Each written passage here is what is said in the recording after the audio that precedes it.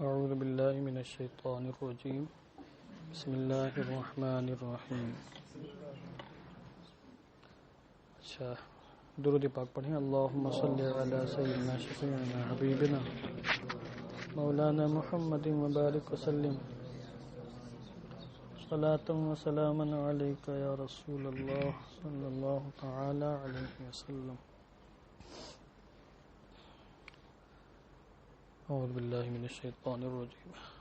سورہ آل عمران آیت نمبر 137 آپ کے سامنے ہے۔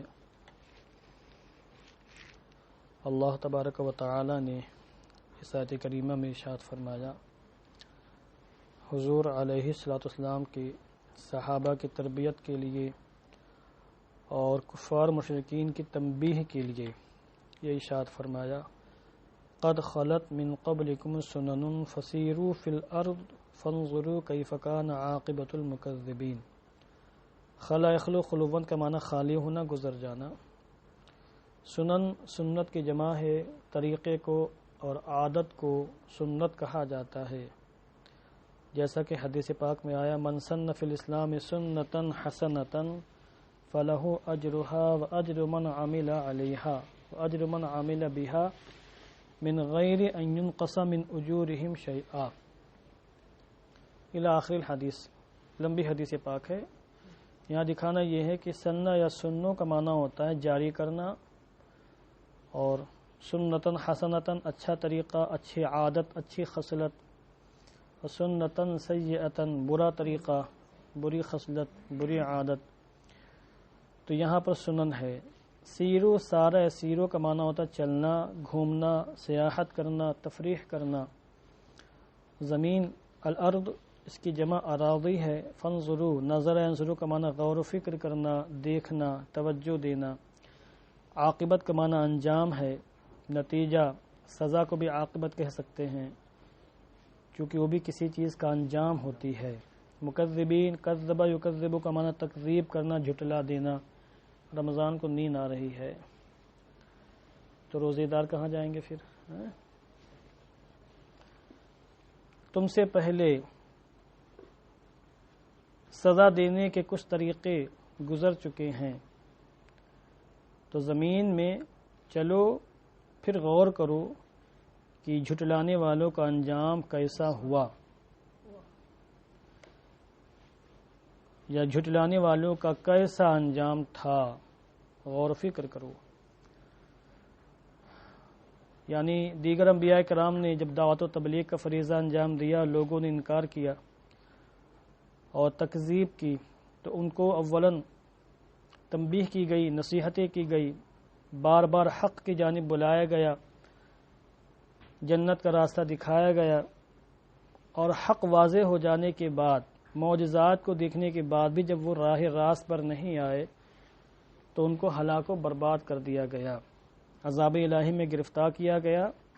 تو زمین میں چلو ان علاقوں میں جہاں کفار و مشرکین کی آبادیاں تھیں اور جہاں پر عذاب الہی کے آج بھی اثرات موجود ہیں، نشانیاں موجود ہیں، ان کو دیکھ کر عبرت حاصل کرو، نصیحت حاصل کرو۔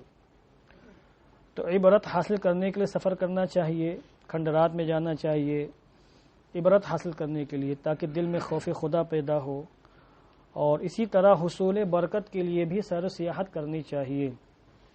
اللہ والوں کی بارگاہ میں جانا، مقامات مقدسہ کی سیر کرنا، آثار و تبرکات کی زیارت کرنے کے لیے سفر کرنا، یہ کیوں ہوتا ہے؟ حصول برکت کے لیے، حصول موعظت کے لیے، حصول نصیحت کے لیے۔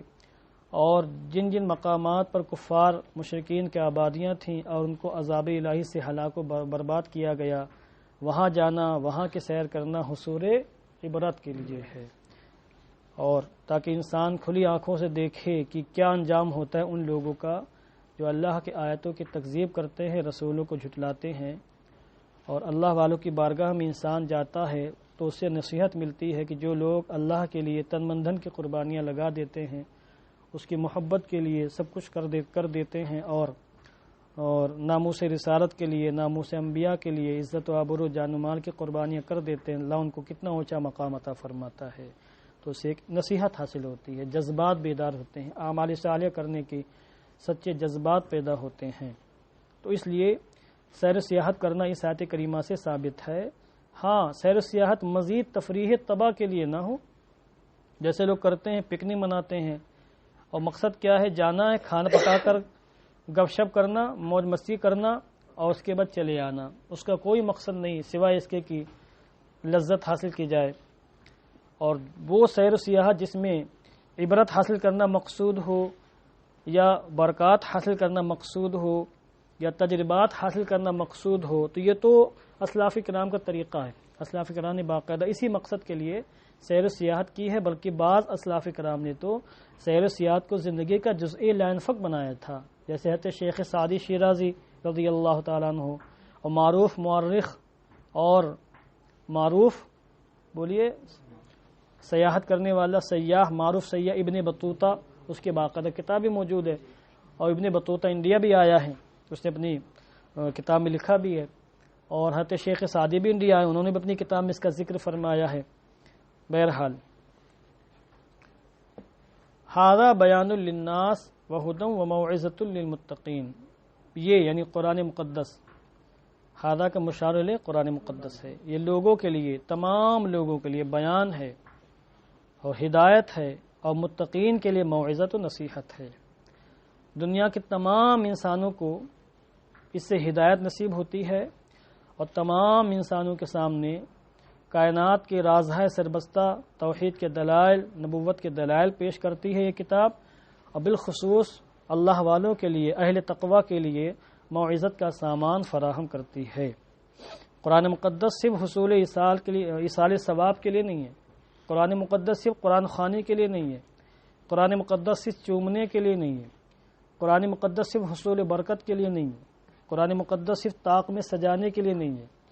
قرآن مقدس کا اہم ترین جو نزول کا مقصد ہے حصول ہدایت، حصول موعظت، تو اسی کو انسان فراموش کر بیٹھے ہیں، بالخصوص سنی خود کو کہنے والے، سنیت کا دعویٰ کرنے والے، جو معمولات اہل سنت میں ایسا بزی ہیں کہ ان کو ضروریات اہل سنت اور عقائد اہل سنت کی جانب توجہ دینے کا موقع نہیں مل پا رہا ہے، چکریم بازی میں مبتلا ہے، دادر میں، گھاگھر میں، چادروں میں، اور اسی طریقے سے گل پوشی، پھول پوشی، اور 10واں 20واں 40واں 50واں 60واں 70واں نہ جانے کیا کیا، انہی تمام باتوں میں سنی لوگ پھنسے ہوئے ہیں۔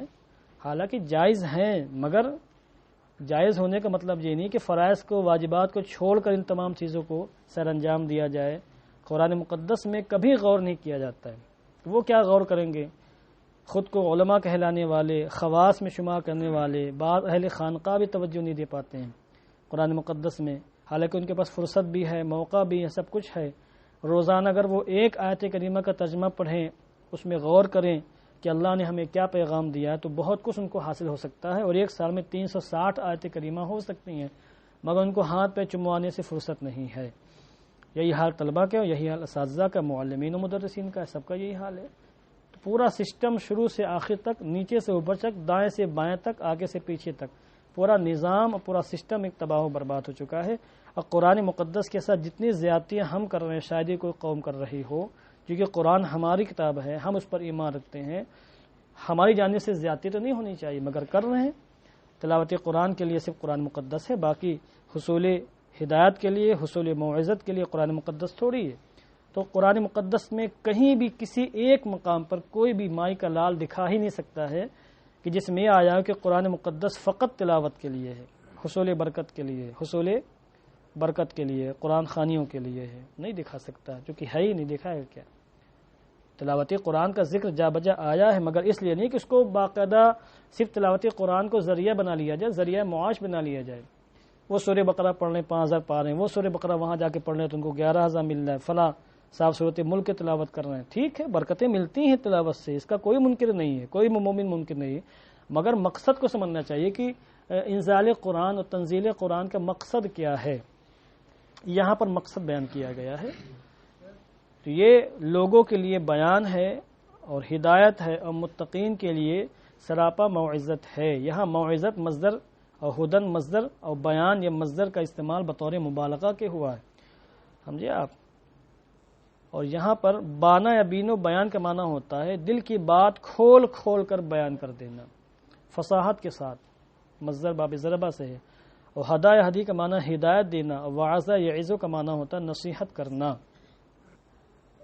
دیکھیے ولا تہنوا ولا تحزنوا وانتم الاعلون ان کنتم مؤمنین، اور سستی مت دکھاؤ، کاہلی مت ظاہر کرو، اور نہ ہی رنجیدہ ہو، تم ہی بلند و بالا ہوگے، تم ہی غالب ہوگے اگر تم مومن ہو. اس کا پس منظر یہ ہے کہ غزوہ احد میں جب مسلمان شہید ہو گئے اور مسلمانوں کو شکست ملی دوسرے مرحلے میں، پہلے مرحلے میں مسلمان غالب ہوئے اور دوسرے مرحلے میں ان کو شکست ملی اور بہت سے مسلمان شہید بھی ہو گئے، جانی مالی نقصان ہوا جس کی ماضی میں کوئی نظیر نہیں تھی. پہلی بار ایسا ہوا تو بعض مسلمانوں کو بہت قلق ہوا، بہت تکلیف ہوئی اور وہ سستی کا شکار ہو گئے اور بہت زیادہ رنجیدہ ہونے لگے. تو ان کی حوصلہ افزائی کے لیے اللہ نے یہ آیت کریمہ نازل فرمائی. یہاں سے کئی آیت کریمہ ہیں، ان میں اللہ رب العزت نے جہاد کا مقصد بیان فرمایا اور کافروں کو غلبہ کیوں عطا فرمایا، مسلمانوں کے مقابلے میں کافروں کو غلبہ کیوں دیا گیا. ایسی بند کرو، اشارہ نہیں سمجھتے تم لوگ. مسلمانوں کے مقابلے میں کافروں کو غلبہ کیوں دیا گیا، ٹھیک نا، جبکہ مسلمان حق پر ہیں، کفار مشرکین باطل پر ہیں، حق پر نہیں ہیں. تو جہاد کی فرضیت کا مقصد اور کافروں کو بعض مواقع پر جو غلبہ دیا گیا اس کی وجہ کیا ہے، وہ ساری وجوہات بیان کی جا رہی ہیں. مسلمانوں کو تنبیہ کی جا رہی ہے کہ تم ہرگز رنجیدہ نہ ہو اور ہرگز کسی بھی موقع پر کاہلی اور سستی کا شکار نہ ہو. اگر تم ایمان والے ہو اور تمہارا ایمان ٹھوس ہے، پختہ ہے، اس میں کجی نہیں ہے، اعوجاج نہیں ہے، تو کبھی بھی تم ناکام و نامراد نہیں ہوگے. میں خدا ہو کر اعلان کرتا ہوں کہ تم ہمیشہ غالب ہوگے. یہ اللہ نے وعدہ فرمایا تو صحابہ کرام سے، اور جب تک صحابہ کرام اور ان کے بعد کے دیگر حضرات اس آیت کریمہ پر عمل کرتے رہے اور کمال ایمان کی چاشنی چکھتے رہے اور کمال ایمان کا مظاہرہ کرتے رہے، بالخصوص صحابہ کرام کے زمانے میں، تب تک مسلمانوں کو غلبہ حاصل ہوتا رہا. بعض کے ادوار میں بھی جب تک مسلمان مومن کامل بن کر زندگی گزارتے رہے، ان کے اندر خلوص و محبت تھا، خلوص الہیت کے ساتھ جہاد کرتے رہے، تو بعد کے ادوار میں بھی اللہ نے مسلمانوں کو غلبہ عطا فرمایا. جب سے مسلمانوں کا ایمان کمزور ہو گیا، مغرب پرست ہو گئے مسلمان، مغرب کے پیچھے بھاگنے لگے، سنتوں کو چھوڑ کر بدعات کو اختیار کرنے لگے، تب سے معاملہ گڑبڑ ہو گیا اور مسلمانوں کا غلبہ ختم ہو گیا، مسلمانوں کا اقتدار ختم ہو گیا اور کافروں کو غلبہ حاصل ہو گیا. لہذا اس مغلوبیت کی حالت کو دیکھ کر کوئی نہیں کہہ سکتا کہ مسلمانوں کا مذہب سچا نہیں ہے، دین سچا نہیں ہے، قرآن سچا نہیں ہے. تو قرآن کے سچے ہونے کی دلیل ہے مسلمان مغلوب ہیں آج، کیونکہ قرآن نے پہلے کہہ دیا تھا کہ اگر مومن کامل رہو گے تب غلبہ ملے گا، اور آج مسلمان مغلوب ہیں تو اس سے بھی قرآن مقدس کی صداقت ظاہر ہو رہی ہے کہ قرآن نے کہا تھا اگر مسلمان زناکاری بدکاری کرتے ہوئے، خرافات کرتے ہوئے، سنت کو چھوڑتے ہوئے بھی غالب رہتے تو قرآن مقدس کی صداقت ظاہر نہ ہوتی، مغلوب ہو گئے. تو آج کے موجودہ حالات بھی اس بات کو واضح کر رہے ہیں کہ مذہب اسلام دین برحق ہے. تو ولا تہنوا، وہنا یہنوا کمزوری ظاہر کرنا، اور ولا تحزنوا، حزن یحزن رنجیدہ ہونا. باب سمیہ سے دو، پہلا والا باب ضربہ سے ہے، دوسرا باب سمیہ سے ہے. آگے دیکھیے ان یمسسکم قرح فقد مس القوم قرح مثلہ. تو چونکہ غزوہ احد میں مسلمانوں کو جانی اور مالی نقصان ہوا تو بہت رنجیدہ ہوئے اور طرح طرح کے وسوسے آنے لگے کہ آخر ہم حق پر ہیں، قرآن مقدس ہمارے پاس ہے، پیغمبر اعظم ہمارے درمیان موجود ہیں، تو پھر ہم شکست کیسے کھا گئے، یہ کیسے ہو گیا. تو اس کی وجہ یہاں بیان کی گئی ہے. مس یا مسوں کا معنی چھونا ہوتا ہے، پہنچ جانا، چھو جانا، لاحق ہو جانا. ان یمسسکم قرح، اگر تمہیں کوئی مشقت پہنچی، کوئی زخم پہنچا. قرح جمع قروح، زخم پریشانی مشقت کو بولتے ہیں. فقد مس القوم قرح مثلہ، تو اسی کی مثل دوسری قوم کو یعنی کفار مشرکین کو بھی زخم پہنچے ہیں. اگر پریشانی تمہیں لاحق ہوئی ہے تو اسی کے مثل پریشانیاں کفار مشرکین کو بھی لاحق ہوئی ہیں. یہاں پر قوم سے مراد کفار مکہ ہیں جو وہاں پر احد کے دامن میں آئے تھے مسلمانوں سے جنگ کرنے کے لیے. مراد یہ ہے کہ اگر غزوہ احد میں تمہیں شکست ملی اور تمہارا جانی مالی نقصان ہوا اور تمہیں تکلیفیں لاحق ہوئیں تو اس جیسی تکلیفیں کفار مشرکین کو بھی میدان بدر میں لاحق ہوئی تھیں، تو وہاں تم کو اللہ نے کامیابی عطا فرمائی تھی، یہاں کفار مشرکین کو غلبہ نصیب ہوا۔ اور یہ تو ایام ہیں، وَتِلْكَ الْأَيَّامُ نُدَاوِلُهَا بَيْنَ النَّاسِ، یہ تو ایام ہیں جنہیں اللہ لوگوں کے درمیان پھیرتا رہتا ہے، کبھی ایام تمہارے حق میں ہوں گے تمہیں کامیابی مل جائے گی، کبھی زمانہ تمہارے حق میں نہیں ہوگا، تمہارے دشمن کے حق میں ہوگا اسے کامیابی مل جائے گی۔ اور یہ تو قدرت کاملہ، اللہ کی قدرت کاملہ ہونے کی دلیل ہے، ایک جیسے حالات نہیں رہتے ہیں، حالات تبدیل ہوتے رہتے ہیں، اور حالات کے تبدیل ہونے سے بہت سے اغراض و مقاصد ہوتے ہیں۔ تو اگر تمہیں کوئی زخم پہنچا، تمہیں کوئی تکلیف پہنچی تو گھبراؤ نہیں، کیونکہ اسی کے مثل تکلیف کافروں کو بھی پہنچ چکی ہے۔ وَتِلْكَ الْأَيَّامُ نُدَاوِلُهَا بَيْنَ النَّاسِ، اور یہ ایام ہیں جنہیں ہم لوگوں کے درمیان پھیرتے رہتے ہیں، عدلتے بدلتے رہتے ہیں۔ داولا یداولو کو مانا باری باری سے کسی کام کو کرنا، باری باری سے کنویں سے ڈول نکالنا، ڈول۔ وَلِيَعْلَمَ اللَّهُ الَّذِينَ آمَنُوا، تو وَتِلْكَ الْأَيَّامُ نُدَاوِلُهَا سے ایک حکمت بیان کی کہ اللہ قادر مطلق ہے، جو چاہے کرے، وہ ایام کو پھیرتا رہتا ہے، کبھی ایام کسی کے حق میں ہوتے کبھی کسی کے حق میں ہوتے ہیں، یہ تو اس کی حکمت بالغہ ہے۔ فعال لما یرید، وہ جو چاہے کرے۔ اور یہاں پر مین مقصد کیا ہے؟ کافروں کے غلبے کا، مسلمانوں کی شکست کا، اس کو بیان کیا جا رہا ہے۔ وَلِيَعْلَمَ اللَّهُ الَّذِينَ آمَنُوا، علم یعلم کا معنی جاننا بھی ہوتا ہے، علم یعلم کا معنی پرکھنا اور جانچ پڑتال کرنا بھی ہوتا ہے، اور معرفت کروا دینا بھی اس کا معنی ہوتا ہے، معرفت کروا دینا، پہچان کروا دینا، بتا دینا۔ اور اس وجہ سے کہ تاکہ اللہ مومنوں کی پہچان کروا دے، مومنوں کی معرفت کروا دے، یعنی دنیا والے جان جائیں کہ مومنین کاملین کون لوگ ہوتے ہیں، یہ سخت ترین حالات میں بھی جن کے قدم ڈاواڈول نہیں ہوتے اور جو صبر و استقلال کا مظاہرہ کرتے رہتے ہیں اور سخت ترین حالات میں بھی اللہ کا شکریہ ادا کرتے رہتے ہیں، وہ مومنین کاملین ہوتے ہیں، تاکہ اللہ پہچان کروا دے ان لوگوں کی جو مومنین کاملین ہیں۔ وَيَتَّخِذَ مِنْكُمْ شُهَدَاءَ، اور تاکہ وہ تم میں سے بعض لوگوں کو شہادت کی مرتبے پر فائز فرما دے، تم میں سے بعض کو شہید بنا دے۔ تو ایک مقصد تو یہ ہے کہ جو مومنین کاملین ہیں دنیا ان کو جان لے، ان کو پہچان لے۔ اور ظاہر سی بات ہے کہ 3 کیٹیگریاں تھیں صحابہ کرام کی غزوہ احد کے موقع پر، جب شیطان نے اعلان کیا قد قتل محمد معاذ اللہ، کہ حضور یعنی مسلمانوں کے پیغمبر مار دیے گئے، قتل کر دیے گئے ہیں، تو مسلمانوں کی 3 جماعتیں ہو گئی تھیں۔ ایک جماعت تو وہاں ڈٹی رہی، صبر و استقلال پر قائم رہی، حضور کے ساتھ جہاد کرتی رہی، یا وہیں حضور کو تلاش کرتی رہی۔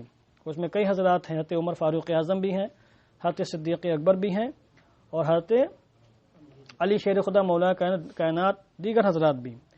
بعض لوگ اتنا کبیدہ خاطر ہوئے، اتنا رنجیدہ ہوئے کہ وہ تلوار پھینک کر مدینہ منورہ واپس آ گئے، اور بعض لوگ وہیں پہاڑوں میں ادھر ادھر جا کے چھپ گئے خوف و دہشت کی وجہ سے بتقاضۂ بشری۔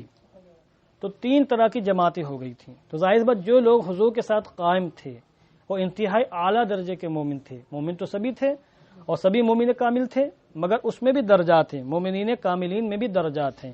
تو سب سے اعلیٰ درجے کے وہ مومنین تھے جو حضور کے ساتھ وہاں سخت ترین حالات میں قائم تھے۔ تو ایک تو مقصد یہ ہوا تاکہ لوگ جان جائیں کہ مومنین کاملین کون لوگ ہیں، اور دوسرا مقصد یہ ہے کہ تاکہ اللہ تم میں سے بعض لوگوں کو شہادت کے مرتبے پر فائز فرمائے، اور شہادت کا مرتبہ بہت عظیم ترین مرتبہ ہے۔ جب غزوہ بدر کے موقع پر چند صحابہ کرام شہید ہو گئے اور ان کے مقام اور ان کے مرتبے کو حضور نے صحابہ کے مابین واضح فرمایا، تو نوجوان صحابہ تمنا کیا کرتے تھے کاش پھر دوبارہ جنگ کا موقع، جو لوگ غزوہ بدر نہیں گئے تھے، جو لوگ بدر کے میدان میں نہیں آ سکے تھے کم سنی کی وجہ سے یا کسی اور وجہ سے، تو وہ لوگ یہ تمنا کیا کرتے تھے کہ اے کاش پھر سے کہیں جہاد کا موقع ہے تو ہم راہ خدا میں جہاد کریں اور شہادت کے مرتبے پر فائز ہو جائیں اور انہی مقامات اور مرتبوں کو حاصل کریں جو ہمارے بھائی حاصل کر چکے ہیں۔ تو وہ لوگ یہ تمنا کیا کرتے تھے یا آرزو کیا کرتے تھے۔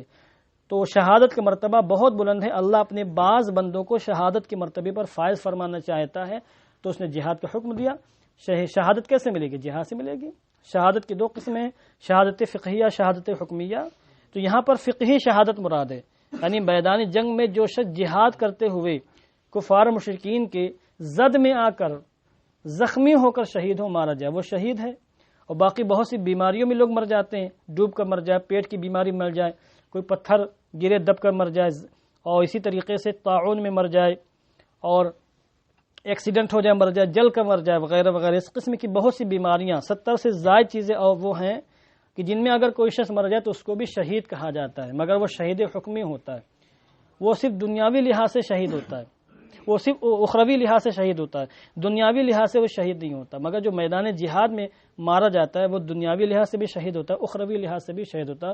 اس کا حکم یہ ہے کہ اس کو نہلایا نہیں جائے گا، اس کا کفن تبدیل نہیں کیا جائے گا، جس لباس میں مارا گیا ہے، جو خون اس کے لباس پر ہے، جس پر نہ خون صاف ہوگا نہ لباس اتارا جائے گا، اسی لباس میں اسی طریقے سے جنازہ پڑھا کے اس کو دفن کر دیا جائے گا۔ بس امام شافعی کے نزدیک جنازہ بھی نہیں ہوگا، مگر ہمارا موقف کیا ہے؟